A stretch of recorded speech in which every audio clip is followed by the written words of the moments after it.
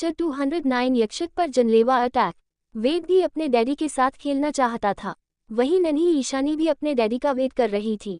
वह बार बार अपने छोटे छोटे हाथों से मैंशन के बड़े से मेन दरवाजे की तरफ इशारा करने लगी, जैसे कि उसे पता हो कि डैडी वहीं से आएंगे। कुछ देर के इंतजार के बाद लगभग शाम के 7 बजे मेन दरवाज़ा खुला।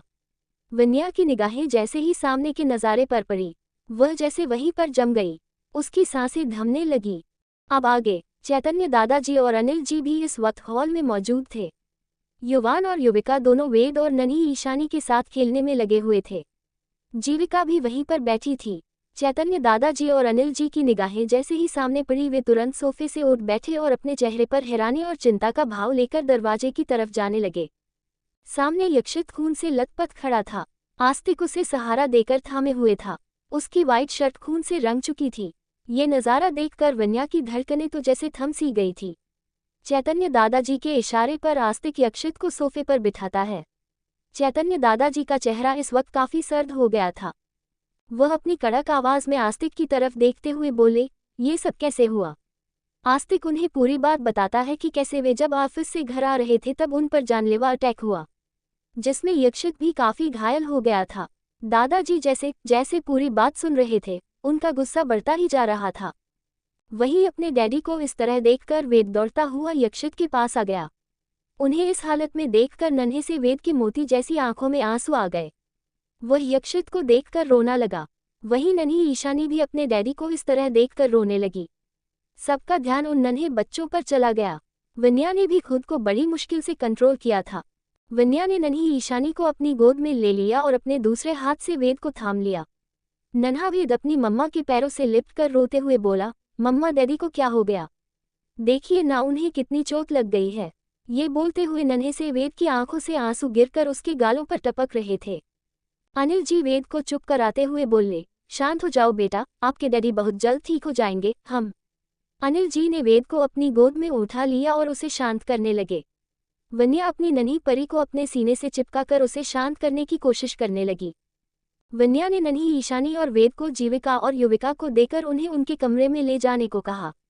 दोनों उन्हें वहां से लेकर वेद के रूम की तरफ जाने लगी। चैतन्य दादाजी यक्षित की तरफ देखते हुए बोले, आस्तिक कहीं ये काम उस भगोड़े विक्रांत खन्ना का तो नहीं? हर बार मात खाने के बाद भी वह अपना फन उठाना नहीं छोड़ता। सामने से तो वह हमारे पोते से जीत नहीं सकता, तो उसने सोचा होगा कि क्यों न इस बार पीठ पीछे से वार की जाए। उद्धरण चिन्ह।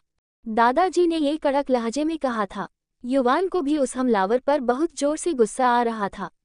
वह अपने भाई से बहुत ज्यादा प्यार करता था। उन्हें एक खरोंच भी आ जाए, ये उसे बर्दाश्त नहीं था। वह दादाजी की तरफ देखते हुए बोला, दादू अगर ऐसी बात है तो मैं उस विक्रांत खन्ना को छोड़ूंगा नहीं।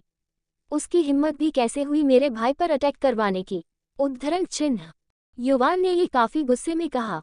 आज पहली बार वन्या युवान का ये रूप देख रही थी, क्योंकि युवान एक क्यूट सा और मस्तमौला टाइप का लड़का था। वह अपने भाई से बहुत प्यार करता है, ये बात तो वन्या जानती थी, पर वो उनके लिए इस कदर पॉजिटिव है, ये बात उसे आज पता चल रही थी। अनिल जी युवान के कंधे पर हाथ रखते हुए बोले, शांत हो जाओ युवान, पहले हमें तुम्हारे भाई की हालत पर ध्यान देनी चाहिए।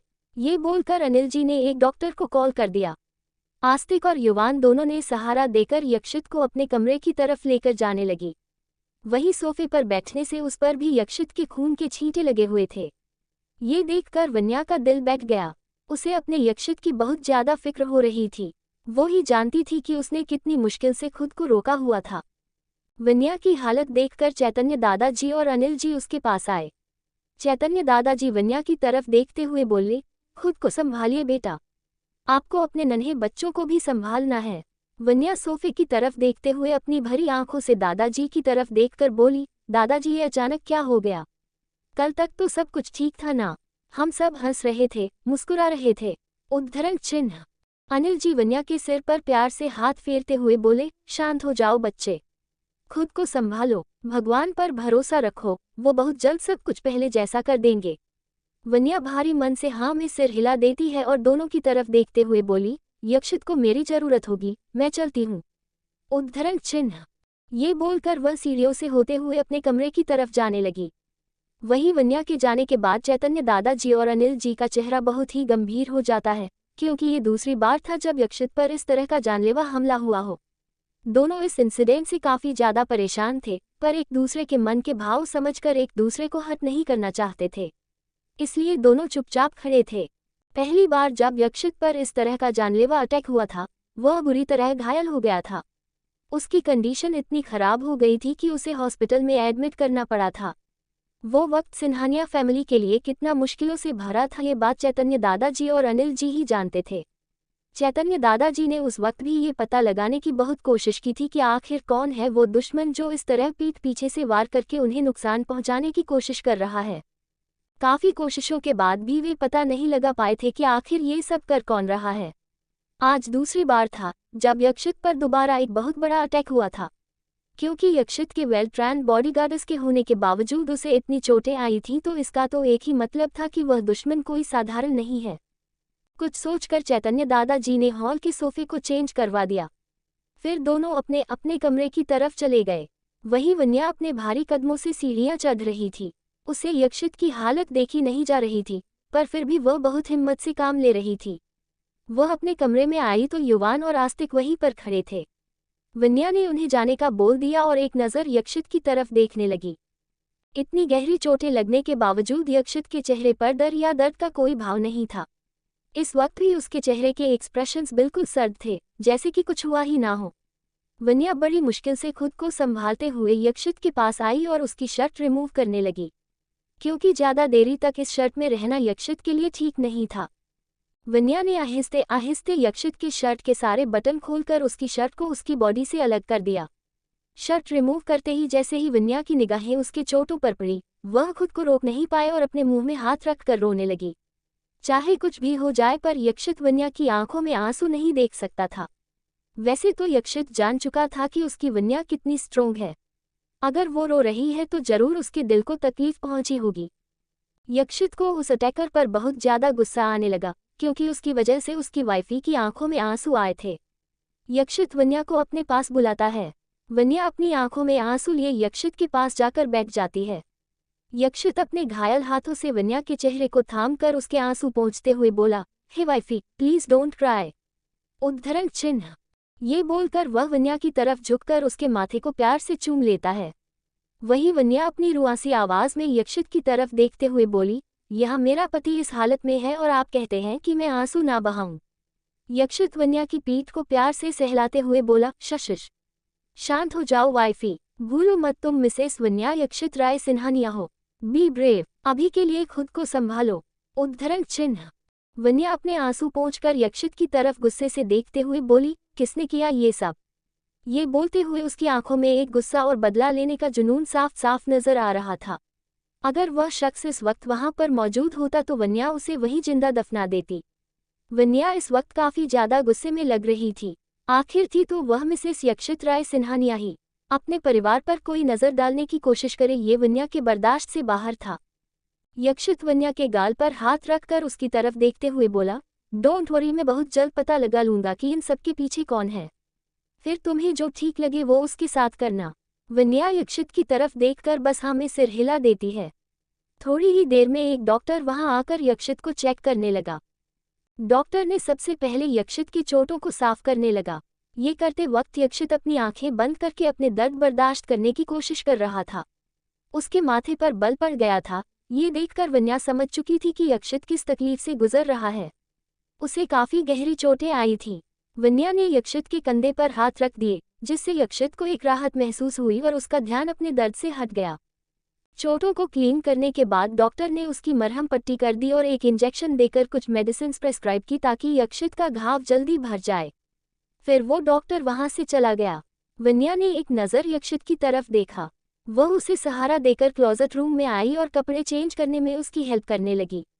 वापस आकर उसने पहले बेडशीट चेंज की, क्योंकि वहां पर भी यक्षित की खून की बूंदें लगी हुई थी। फिर वह यक्षित को आहिस्ते से बेड पर लिटा देती है। वह यक्षित की तरफ देख भी नहीं रही थी, क्योंकि उसकी चोटें वन्या को बहुत तकलीफ दे रही थी। तभी दरवाजे पर से नन्हे वेद की आवाज आने लगी। वह अपनी बुई और मासी से बार बार अपने डैडी से मिलने की बात कर रहा था। वहीं नन्ही ईशानी भी रोए जा रही थी।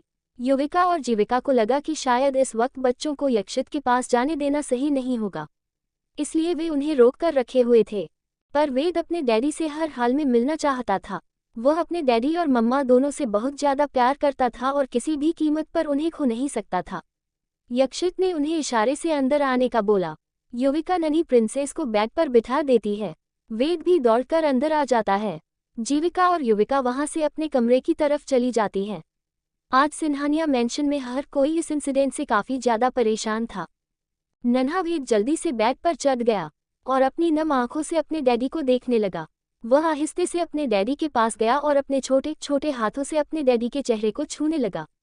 वन्या भी बैग पर यक्षित के बगल में बैठी हुई थी। अपने डैडी के चेहरे को छूते हुए अचानक नन्हे वेद की आंखों से आंसू बहने लगे और अपनी रुआसी आवाज में बोला, डैडी। उद्धरण चिन्ह। यक्षित बहुत ही प्यार से वेद के सिर पर हाथ फेरता है। वह अपने नन्हे शहजादे की आंखों से आंसू साफ करते हुए बोला, शांत हो जाओ बेटा, आप तो डैडी के स्ट्रॉन्ग बेबी हो ना। वेद बैग पर आलती पालती मार कर बैठते हुए अपने डैडी की तरफ देखकर बस हाँ में सिर हिला देता है। To be continued. 210 दृष्टि की उलझाने। यक्षित बहुत ही प्यार से वेद के सिर पर हाथ फेरता है। वह अपने नन्हे शहजादे की आंखों से आंसू साफ करते हुए बोला, शांत हो जाओ बेटा, आप तो डैडी के स्ट्रॉन्ग बेबी हो ना। वेद बैग पर आलती पालती मार कर बैठते हुए अपने डैडी की तरफ देखकर बस हाँ में सिर हिला देता है। अब आगे। नन्हा वेद अपने डैडी को हक करना चाहता था पर अपने डैडी की बॉडी में लगी चोटों को देखकर उसने खुद को रोक लिया। वह अपनी टिमटिमाती मासूम आंखों से अपने डैडी को ही देख रहा था। वन्या वेद के सिर पर प्यार से हाथ फेरते हुए बोली, डैडी बहुत जल्द ठीक हो जाएंगे बेटा। फिर आप और आपकी लिटिल प्रिंसेस दोनों के साथ डैडी खूब खेलेंगे। हम। उद्धरण चिन्ह। नन्हे वेद ने अपनी मम्मा की तरफ देखकर बस हाँ में सिर हिला दिया। वहीं नन्ही ईशानी भी कब से अपने डैडी की तरफ देख रही थी। उसकी गोल गोल मोती जैसी आंखों में आंसू भर गए थे। वह कभी भी रोने वाली थी कि तभी वेद अपनी नन्ही प्रिंसेस को अपनी गोद में बिठाकर अपने नन्हे नन्हे हाथों से उसके आंसू साफ करते हुए बोला, ईचू डैडी जल्दी ठीक हो जाएंगे, तुम लो मत ओके, फिर हम दोनों डैडी के छात पार्क घूमने जाएंगे। उद्धरण चिन्ह। यक्षित अपने दोनों बच्चे के सिर पर प्यार से हाथ फेरता है और उसके फेस पर एक प्यारी सी स्माइल आ जाती है। थोड़ी देर बाद वह वेद को डिनर करवा देती है। नन्ही ईशानी को भी फीड करा देती है और उसके छोटे से टॉय हाउस में जो कि यक्षित ने अपने बेडरूम में ही अपनी लिटिल प्रिंसेस के खेलने के लिए बनवा दिए थे, जिसमें नन्ही ईशानी के बहुत सारे टॉयज थे, उसमें वह उसे डाल देती है। नन्ही ईशानी अपने खिलौनों के साथ खेलने लगी। वहीं वेद बेडरूम के सोफे पर बैठकर अपना होमवर्क करने लगा। वन्या ने उसे समझा दिया था कि उसे कैसे कंप्लीट करना है। वेद अपनी उम्र के बच्चों से काफ़ी स्मार्ट था। एक बार बताई हुई चीज़ें उसे याद हो जाती थी। वन्या को अपने बेबी की ऐसी इंटेलिजेंस पर बहुत प्राउड फील होता। वन्या वेद को उसका होमवर्क करा रही थी, तभी उसे अपने कानों पर यक्षित की एक आह सुनाई पड़ी। वह जल्दी से यक्षित की तरफ देखती है तो वह बेड से उठने की नाकाम कोशिशें कर रहा था। ये देखकर उसे यक्षित की इस लापरवाही पर बहुत गुस्सा आया। वह जल्दी से उसके पास गई और उसे बैग पर वापस बिठाते हुए गुस्से में बोली, आपका दिमाग खराब हो गया है। उद्धरण चिन्ह। वन्या यक्षित की चोटों को ध्यान से देखते हुए बोली, आप भूल गई डॉक्टर ने क्या कहा था, अभी आपको अपनी बॉडी पर जोर बिल्कुल भी नहीं देना है। हर वक्त सुपरमैन बनना जरूरी होता है क्या। वन्या यक्षित को डांटते हुए उसकी चोटों को ध्यान से देखने लगी। वन्या को अपनी इस तरह से केयर करता देख यक्षित को बहुत सुकून मिल रहा था। वह अपनी वाइफी की तरफ देखकर स्माइल कर रहा था। यक्षित को स्माइल करता देख वन्या चिढ़ जाती है और उसे गुस्से से घूरते हुए बोली, क्या है, मैंने कोई जोक नहीं मारा जो आप इस तरह से मुस्कुरा रहे हैं। I am serious. उद्धरण चिन्ह। यक्षित वन्या के चेहरे पर आ रही बालों की लटों को उसके कान के पीछे करते हुए बोला, वाइफी मुझे बस वॉशरूम जाना था। एंड डोंट वरी, मैं इतना भी चोटिल नहीं हूं कि बेड से उठ ना पाऊं। यक्षित की बातें वन्या को गुस्सा दिलाने का काम कर रही थी। वह यक्षित की तरफ आंखें छोटी करके देखते हुए बोली, ये आप डिसाइड नहीं करेंगे कि आपको कितनी चोट आई है और कितनी नहीं। अगर आपने डॉक्टर का कहा नहीं माना तो मुझसे बुरा कोई नहीं होगा। वन्या ने यक्षित को धमकाते हुए कहा तो यक्षित वन्या के सामने मासूम बनते हुए बोला, जो हुक्म मेरे आका। उद्धरण चिन्ह। वन्या एक नज़र यक्षित को घूरती है और उसे सहारा देकर वॉशरूम ले जाने के लिए उठाने लगी। थोड़ी देर बाद वह यक्षित को वापस बेड पर लेटा देती है। बाहर आकर उसने देखा कि नन्हा वेद पढ़ते पढ़ते ही अपनी किताबों के बीच सो चुका है। वह सोफे पर सोते हुए बेहद ही ज्यादा मासूम लग रहा था। वन्या सोफे की तरफ कदम बढ़ा देती है। वह वेद के सिर पर प्यार से हाथ फेरती है और उसके सिर पर प्यार से चूम लेती है। वह वेद को अपनी गोद में उठाकर बेड पर आराम से सुला देती है। फिर उसकी स्टडी मटेरियल समेट कर साइड में रख देती है। फिर वह नन्ही ईशानी के छोटे से टॉय हाउस में जाती है। वह भी खेलते खेलते सो चुकी थी। वन्या ने उसे गोद में लिया तो उसे कुछ गीला गीला सा फील हुआ। वह नन्ही ईशानी को वॉशरूम में जाकर उसका डायपर चेंज कर देती है। इस दौरान वह नींद से जाग भी जाती है, पर वन्या उसे थपकी देकर दोबारा सुला देती है। वह उसे बेडरूम में लाकर उसके भाई के बगल में सुलाकर दोनों बच्चों को बेबी ब्लैंकेट से कवर कर देती है। यक्षित काफी देर से वन्या को ही निहार रहा था। यक्षित वन्या पर बहुत प्राउड फील करता था, क्योंकि वह सब कुछ बहुत अच्छे से मैनेज कर लेती थी। अपने दोनों बच्चों की देखभाल, नन्हे वेद की पढ़ाई से लेकर परिवार के हर सदस्य की जरूरतों का ध्यान वन्या अकेले ही रख लेती थी। बच्चों को सुलाने के बाद वन्या की निगाहें यक्षित पर जाती है, जो कि उसे ही देख रहा होता है। वह यक्षित की तरफ देखते हुए बोली, ऐसे क्या देख रहे हैं मुझे? यक्षित वन्या को निहारते हुए बोला, क्यों मैं अपनी बीवी को जी भर कर नहीं देख सकता? यक्षित की बातें सुनकर वन्या के फेस पर स्माइल आ जाती है। वहीं यक्षित आहिस्ते से वन्या के होंठों की तरफ झुकने को हुआ तो वन्या यक्षित के होंठों पर एक हाथ रखते हुए बोली, यक्षित आपको नहीं लगता कि अब आपकी ये सब करने की उम्र नहीं रही? उद्धरण चिन्ह। यक्षित वन्या की तरफ आंखें छोटी करके देखते हुए बोला, उम्र नहीं रही से क्या मतलब है तुम्हारा वाइफी? मैं अभी सिर्फ 29 साल का हूँ और बहुत फिट भी हूँ। यक्षित की बातें सुनकर वन्या की हंसी छूट गई, क्योंकि वह अपनी उम्र को लेकर बहुत पॉजिटिव हो रहा था। वन्या उसकी तरफ देखते हुए बोली, 29 के थे, पर अगले वीक आप 30 के होने वाले हो। साथ ही 2 बच्चों के बाप भी हो। यक्षित वन्या के चेहरे के करीब आते हुए बोला, तो तुम्हें मेरी फिटनेस पर शक है? कोई बात नहीं, एक बार ठीक हो जाने दो, फिर मैं तुम्हारा शक दूर कर दूंगा। ये बोलकर वह वन्या की तरफ एक आई विंक कर देता है। वन्या अपनी बड़ी बड़ी आंखों से यक्षित की तरफ देखते हुए बोली, आपका सच में कुछ नहीं हो सकता।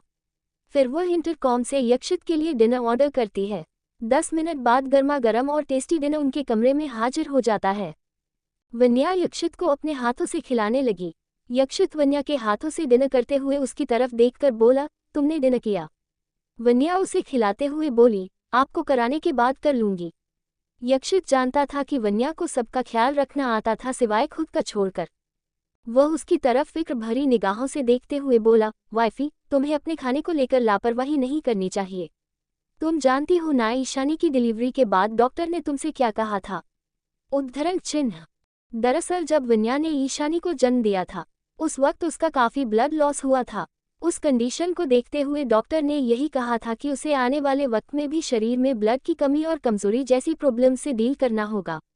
इसलिए उसे एक प्रॉपर मील चार्ट फॉलो करने की जरूरत होगी, वरना ये छोटी सी लापरवाही उसकी हेल्थ पर भारी पड़ सकती है। वन्या यक्षित की तरफ देखते हुए बोली, डोंट वरी यक्षित, मुझे सब याद है और मैं अपना पूरा ध्यान रखती हूँ। यक्षित वन्या की तरफ एक निवाला बढ़ाकर उसे खिलाना स्टार्ट कर देता है। दोनों मिलकर डिनर कर लेते हैं। डिनर के बाद वन्या यक्षित को दवाई दे देती है और उसे बेड पर आराम से लेटा देती है और खुद भी उसके बगल में लेट जाती है। 1 घंटे बाद जब यक्षित को लगता है कि वन्या सो चुकी है तो वह बेड से उठकर अपना फोन लेता है और समर्थ को कॉल करते हुए अपने स्टडी रूम में चला जाता है। सामने से समर्थ कॉल पिक करता है तो यक्षित अपनी कोल्ड टोन में बोला, कुछ पता चला आज के हमले के पीछे किसका हाथ था? उद्धरण चिन्ह। समर्थ बोला, हाँ बॉस, पर नाम बहुत शॉकिंग है। इससे पहले कि समर्थ आगे बोलता, यक्षित को फील होता है कि उसके पीछे कोई खड़ा है। जब वह पीछे मुड़कर देखता है तो यह वन्या थी। यक्षित ने कॉल डिस्कनेक्ट कर दिया और वन्या की तरफ देखते हुए बोला, वाइफी तुम इस वक्त यहाँ? तुम सोई नहीं? उद्धरण चिन्ह। वन्या यक्षित के करीब आकर उसकी आंखों में देखते हुए बोली, यक्षित प्लीज बताएं ना, इस अटैक के पीछे कौन था? क्या वो वही इंसान तो नहीं जो पिछले कई दिनों से हम पर नजर बनाए हुए है? ये सवाल पूछते हुए वन्या की आंखों में एक डर साफ साफ नजर आ रहा था। यक्षित वन्या के सिर पर प्यार से हाथ फेरते हुए बोला, वाइफी मैंने कहा ना, तुम इन सब में ध्यान मत दो, मैं हूँ, सब हैंडल कर लूंगा, यू डोंट वरी। वन्या यक्षित की तरफ नाराजगी और फिक्र भरी निगाहों से देखते हुए बोली, कैसे बेफिक्र हो जाऊं मैं, ये जानते हुए भी कि किसी ने आप पर जानलेवा हमला किया है, जिसका अब तक कोई पता नहीं है कि वो कौन है। मैं कैसे शांत बैठी रहूं बताए, अगर आपको आज कुछ हो जाता तो? उद्धरण चिन्ह। वन्या ने इतना ही कहा था कि उसकी आंखों में आंसू आ गए। उसने अपनी नजरें झुका ली थी ताकि अपने आंसू छिपा पाए। पर यक्षित के सामने वह कुछ भी छिपा नहीं सकती थी। यक्षित वन्या के आंसू साफ करते हुए उसके चेहरे को अपने हाथों में भरते हुए बोला, शश शांत हो जाओ वाइफी। यक्षित राय सिन्हानिया इतना कमजोर नहीं है कि कोई इतनी आसानी से उसे हिला सके। उद्धरण चिन्ह। वन्या एकटक यक्षित की तरफ देखने लगी।